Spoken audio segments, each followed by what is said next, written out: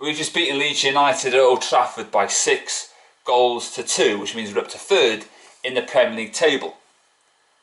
That wasn't just the best performance of the Premier League weekend, it was the best performance in the entire Premier League season so far.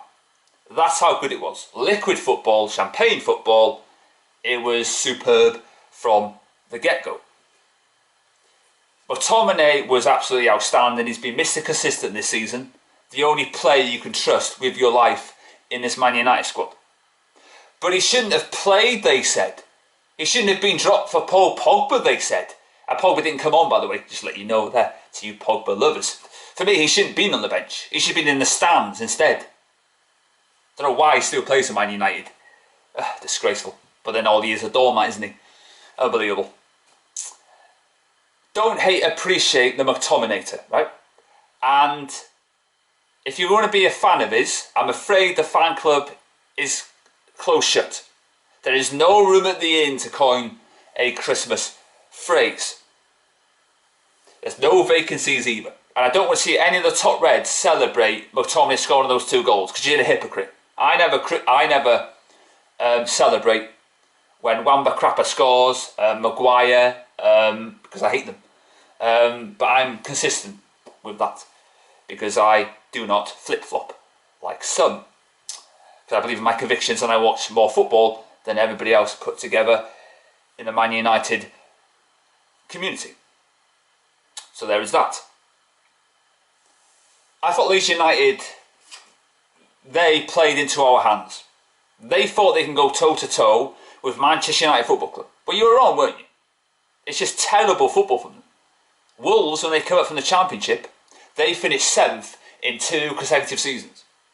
They know how to adapt. You don't. You cannot play that way every single week and achieve what you want to achieve, escaping the drop. I still believe you're going to get relegated. You're conceding goals 10 a penny. Now that Sam Allardyce at West Brom, he'll keep them watertight. They won't ship many goals, but you keep on playing the same way. It's all about winning and not always about entertainment. It's an urban myth that you could play the football that Leeds do and expect to get the result that you want. Because it won't happen. Bielsa, terrible manager. You only beat Newcastle United because they've had affected by COVID. So it takes a couple of weeks because they've had a lot of COVID cases at Newcastle. So that's the only reason you beat them. You know what I mean? So I just don't get your team. I think you're shit. You're crap. We're better than you. And why do you keep claiming you're our rivals? When's the last time we competed with you, to a league title? We never have. So stop trying to say that you're our rivals. Our rivals, right, are the dirty vermin, right, Scouse bastards, yeah, and Man City and Arsenal in a bygone era. But you've never been our rivals. So stop talking us up. You know what I mean? Not talking us down or what have you. You know what I mean? Stay in your lane. Stay in your own shit. Yeah? Terrible team. I hate Leeds United. Disgusting team. I hope you get relegated. That would be superb for everybody who's associated with Man United. So, yeah. There you go. So, on to midweek. We've got Everton. That'll be a tough game. They've won the last 3. They'll have a crowd behind them, which has been significant in 2 of their wins in the Premier League against Chelsea and Arsenal, respectively. Arsenal hovering around the relegation zone. Yeah. Has anyone seen Graham Potter, by the way? Yeah. You drew against the worst team, statistically, in top flight history. You know, Newport County had that record.